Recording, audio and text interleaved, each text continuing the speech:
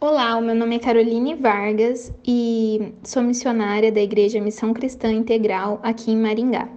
Bom, gente, gostaria hoje de falar da minha enorme alegria e gratidão de poder vir aqui compartilhar uma pequena palavra sobre o seu chamado, né? Ou o nosso chamado. E como nós podemos consagrar o nosso chamado para Deus.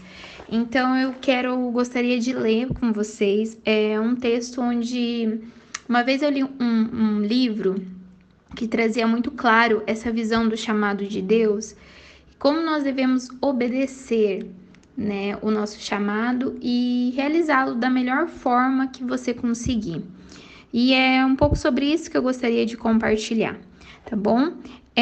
Eu vou fazer algumas perguntas, né? E eu gostaria que você pegasse uma caneta e pudesse anotar para que você possa refletir e ao final deste áudio você possa estar em um momento de oração pela sua vida, pelo seu chamado, porque antes da gente aprender técnicas, histórias, recursos, assuntos novos a respeito da prática do nosso chamado, a gente tem que cuidar de nós. Nós temos que realmente ter um momento, né, de renovo com o Senhor, um tempo de reflexão, de autoavaliação, né, e de submeter realmente a perguntas que vai nos levar a respostas para ver se a gente precisa de um realinhamento, um reposicionamento, ou se realmente a gente está percorrendo o caminho pelo qual Deus já estabeleceu para cada um de nós, tá bom? A primeira pergunta é: de uma nota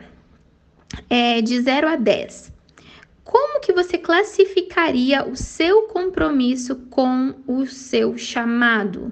Explique. De uma nota de 0 a 10, que nota você daria ao compromisso com o seu chamado? A pergunta número 2 vai dizer: o que aconteceu com Isaías depois que ele ouviu o chamado de Deus? A referência bíblica está de acordo com o texto que nós vamos trabalhar.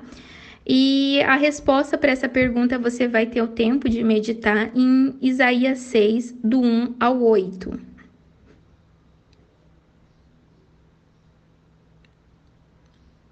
Repetindo a resposta, né? Você vai fazer uma meditação em Isaías 6, do 1 ao 8, para entender o que aconteceu após Isaías ouvir o chamado de Deus. E a terceira e última pergunta que eu gostaria de te fazer é: como você poderia se entregar mais claramente para exercer o seu chamado? Vou deixar também algumas referências para você. Se você quiser estudar melhor sobre chamado, você pode encontrar estudos lá em Jeremias do 1 ao 4 até o 10. Você pode ler em Romanos também o capítulo 12, do versículo 3 ao 8, ou em Efésios do capítulo 4, do versículo 11 até o 16. Esses textos, essas referências vão falar mais claramente sobre o seu chamado e o propósito de Deus na sua vida. Mas vamos para o texto e a palavra que eu queria falar para você neste momento. E se encontra em Isaías 6, né? A visão de Isaías e do seu chamado. E diz assim: no ano da morte do rei Uzias, eu vi o Senhor, assentado sobre um alto sublime trono, e as abas de suas vestes enchiam-se o templo. Serafins estavam por cima dele. Cada um tinha 6 asas, com 2 cobriam seus rostos, com 2 cobriam seus pés, e com 2 voavam, e clamavam uns para os outros, dizendo: Santo, Santo é o Senhor dos exércitos. Toda a terra está cheia da sua glória. Os umbrais das portas se moveram com voz do que clama, e o templo se encheu de fumaça. Então eu disse: ai de mim, eu estou perdido, porque sou homem de lábios impuros e de hábitos no meio de um povo de lábios impuros. E os meus olhos viram o Rei dos reis, o Rei, o Senhor dos exércitos. No versículo 6 diz assim: Então um dos serafins voou para mim, trazendo à mão uma brasa viva que havia tirado do altar com uma pinça, e a brasa tocou em minha boca e disse: Eis que essa brasa tocou em seus lábios, a sua iniquidade foi tirada e o seu pecado foi perdoado. Depois disso, ouvi a voz do Senhor que dizia: A quem enviarei e a quem de ir por nós? E eu respondi: Eis-me aqui, envia-me. Então ele disse: Vá e diga ao povo: ouçam, mas sem entender. Vejam, mas sem perceber. Torne invisível o coração deste povo, endureça-lhes os ouvidos e feche os olhos deles, para que não venha a ver com os olhos e a ouvir com os ouvidos e entender com o coração, e se convertam e sejam curados. Então eu perguntei: Até quando, Senhor?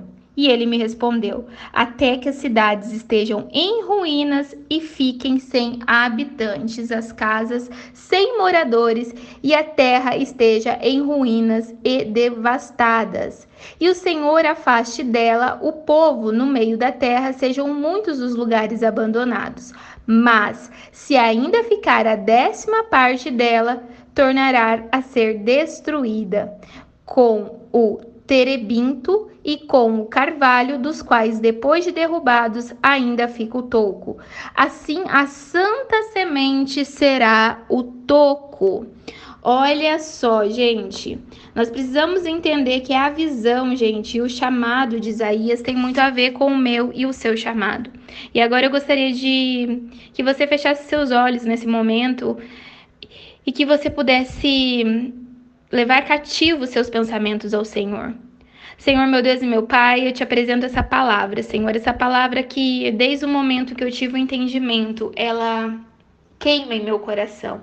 Essa palavra, Senhor, que trouxe, Senhor, para minha vida, para o meu chamado, um entendimento muito maior da responsabilidade que eu tenho. E que possa falar agora no coração das minhas irmãs e dos meus irmãos que estão escutando esse áudio. Bom, pessoal, nós vemos aqui no capítulo que o ano da morte do rei Uzias, né? Uzias, ele era um bom rei e ele morreu. E o contexto de trevas, de angústias e de escuridão, e é o contexto de morte. Mas ele é o forno, o qual nasce o chamado profético. Os desastres abrem as portas para uma nova visão de Deus. Então, a gente vê muito claramente os dias que nós estamos vivendo agora, né? O rei não morreu, né? O nosso presidente também não, mas nós vemos que são tempos incertos, são tempos maus, são tempos onde as trevas, elas dominam praticamente todas as esferas de poder. Então, nós vemos realmente muitas coisas ruins acontecendo dentro da igreja e também fora dela. Antigamente, a gente ficava sabendo muitas coisas terríveis fora da igreja. Hoje, nós vemos que existem também dentro das igrejas, as famílias estão doentes, mesmo indo ao culto no domingo ou assistindo às lives depois da pandemia. Mas aqui tem algo incrível. Dentro desse contexto de morte, desse contexto de problema, desse contexto de perseguição, desse contexto de descontentamento, nós vemos que Isaías teve a oportunidade de ver quem Deus era. Ai, como é lindo quando nós temos a oportunidade de ver quem Deus é. Quando nós enxergamos a grandiosidade de Deus, nós conseguimos ver quão pequenos somos diante de um Deus que tudo pode fazer. Quão falhos somos diante de um Deus que é perfeito. Como voltamos atrás e quebramos promessas diante de um Deus que é fiel. Ah, Deus, se não fosse a sua misericórdia, a sua graça nos alcançar, o que seria de nós? Isaías, ele pôde contemplar a generosidade de um Deus, a misericórdia de um Deus, a grandeza de um Deus, cujo qual estava sentado sobre esse trono. E trono na Bíblia fala sobre autoridade. Deus está numa posição de autoridade sobre nós. Acima, a palavra de Deus diz que o trono estava em alto e sublime trono, ou seja, aquilo que Deus fala tem poder. Ele está acima de nós, é a última palavra que vem dele. Nós precisamos descansar, mas só descansaremos se nós tivermos a oportunidade de ver quem ele é. Se nós entendermos a sua grandiosidade, então nós podemos confiar num Deus que tudo faz para o nosso bem. Só que quando nós enxergamos quem ele é, nós conseguimos ver quem somos. E quando nós vemos quem somos, nós nos arrependemos. E nós falamos para o nosso Abba: ai de mim, Senhor, porque eu me perdi, porque eu tive motivações erradas, porque eu fui atrás de benefícios próprios, porque eu quis que meu nome fosse exaltado. Ai de mim, Senhor, porque eu sou uma mulher de lábios impuros. Ah, Deus, me perdoa, Senhor, todas as vezes que eu quis roubar a tua glória, que eu quis os créditos para mim, que eu quis que o meu nome fosse exaltado, que eu quis que eu fosse reconhecida entre todos. Ah, Senhor, me perdoa, porque todas as vezes que eu achei que era por causa das minhas habilidades, das minhas forças, dos meus talentos, ai de mim, Senhor, porque eu não reconheci, Senhor, na grande maioria das vezes, que era pelo Senhor e era o Senhor que fazia todas as coisas. Pessoal, normalmente quando a gente tem uma experiência tão forte de ver quem é Deus, a gente consegue entender quão pequenos somos. E aí, só assim, para que nós podemos ter nosso coração quebrantado e orarmos em busca de arrependimento. Porque o avivamento vem quando nós temos corações arrependidos. É a única forma do profético nascer, em meio a gemidos e arrependimento. E aí, quando a gente começa a realmente entrar no secreto, nos rasgar as nossas vestes, né? E fazer como o rei Davi, colocar a boca no pó. Então a misericórdia de Deus nos alcança. E ele manda dizer que os nossos pecados são perdoados e a nossa iniquidade, ela é tirada da nossa vida. O nosso julgo e a nossa culpa foi paga por um alto preço, porque o Senhor, ele é justo, é misericordioso, ele nos ama e ele quer usar a minha vida e a tua vida, mesmo sem merecer. Ele ainda nos usa. E aí, pessoal, depois disso, só depois que nós temos uma experiência real de ver quem ele é, de nos arrepender, nós somos capazes de ouvir aquilo que ele tem para nos falar. Deus tem algo para falar para cada um de nós. Cada um de nós tem um objetivo específico, tem um trabalho determinado por Deus. Mas nós não vamos conseguir ouvir se nós não nos arrependermos e não adorarmos e vermos a grandiosidade que Deus, ele é. Depois disso, Deus, ele falou para Isaías o que ele tinha para fazer. Mas não era algo simples e fácil, era chegar na roda de pessoas escarnecedoras, pessoas pecadoras e dizer para elas o quão pecadoras elas são, o quão desprezíveis elas são, o quão religiosas elas são, quantos pragmáticos são, mas de coração o quê? Um coração orgulhoso. Há pessoas que realmente fingiram que estavam vendo, mas não enxergavam, pessoas que fingiam que estavam cantando louvores, mas não sabiam o significado das canções. Pessoas que estavam no púlpito falando, mas não tinham uma vida prática de oração. E aí, eu acho que você deve saber muito bem o quanto essa palavra é difícil, né? E quanto isso causa revolta. E se causa revolta e perseguição em um tempo como o nosso, imagina na época de Isaías, onde as pessoas eram mandadas, né, a ser mortas, né? Então, Isaías tinha um trabalho difícil, mas o segredo de tudo que eu quero te passar nessa reflexão é de você ter uma experiência de ver quem Deus é. Somente quando isso acontecer, você não vai ficar paralisada diante do percurso e do desafio de fazer o que Deus mandou. Somente quando você sabe realmente quem Ele é, você não desiste de fazer o que Ele te manda fazer. Porque você sabe que você não está aqui fazendo para receber créditos a ninguém. Você está obedecendo uma ordem dada pelo seu Pai Celestial. E com prazer, né, podemos ter isso, né? Prazer em obedecer. Eu gostaria de falar que todo filho de Deus, ele tem sim um chamado específico, a gente pode ver conforme Mateus 19, do 16 ao 21, nós podemos ver também em Atos, do 16, no versículo de 6 a 10, né? E alguns ainda têm que descobrir, né, esse chamado, conforme lá Jeremias 1, 4, 10 ou Lucas 4, 18 ao 19. Eu estou falando essas referências para que você possa ter um tempo de estudo realmente, ir na palavra de Deus e verificar aquilo que eu estou falando, tá? Outras pessoas também sabem do que tem que fazer, sabem do seu chamado, mas não priorizam. Outros estão ainda vivendo o seu chamado plenamente. E aí eu gostaria de falar para você, né, qual desses tipos de pessoas você tem escolhido, né? Para os que estão dedicados ao seu chamado, eu preciso te falar que ainda tem perigos que você passa para exercê-lo, mesmo você sabendo o que você tem que fazer. Um dos perigos é você se tornar ministério-cêntrico. O que é isso, Carol? É ver o chamado, ele tem que fluir de Deus e para Deus. E aí nós temos que ter o cuidado se nós não estamos nos exaltando, estendendo o nosso reino, o nosso nome, ou colocando o nosso chamado no lugar de Deus. Um outro perigo que a gente tem que tomar cuidado é o ativismo. A gente quer fazer todo o tempo. Uma vez eu ouvi uma frase de uma pessoa que tem um ministério muito sólido e muito admirado, dizendo assim: se eu não aparecer, eu não serei lembrado.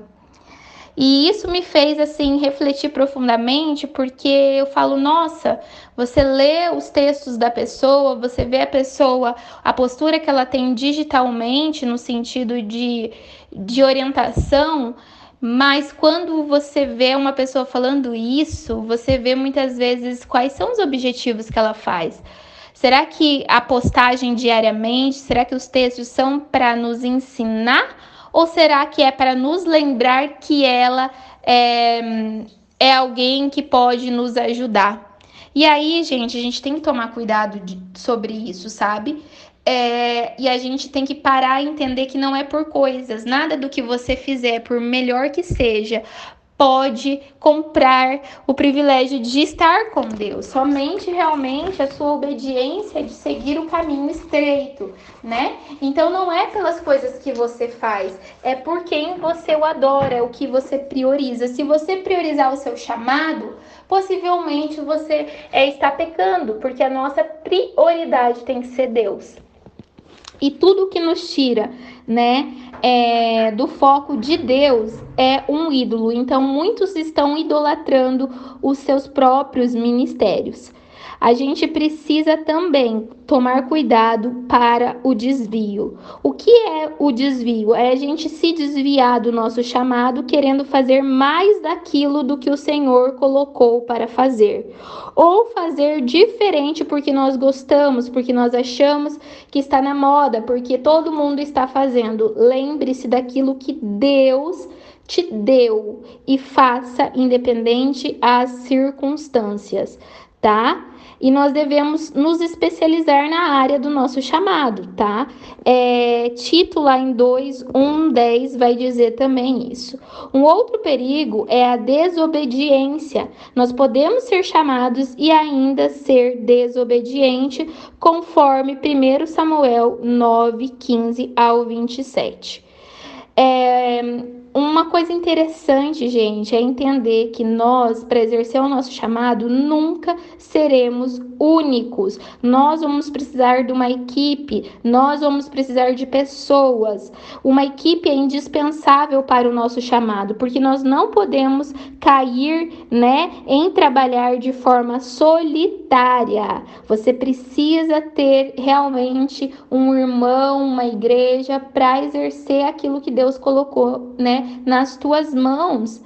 E o voluntarismo. Ó, eu acabei aqui me gaguejando aqui, gente. O voluntariarismo, ele existe uma diferença marcante entre voluntários e chamados, porque o voluntário, ele em algum momento vai achar que deve ser reconhecido ou agradecido pelo trabalho que ele desenvolveu. Já os chamados, eles estão agradecidos por terem a oportunidade de realizar o seu chamado. Então, olha só essa meditação para o seu coração. E eu espero que realmente você possa começar um ano de 2020 tendo a certeza daquilo que Deus te entregou, tendo uma experiência genuína com o teu Senhor, o teu Deus e o teu Pai. E não importa os problemas, as dificuldades que estão a vir. Quando você tem essa experiência genuína, você entende que tudo vale a pena.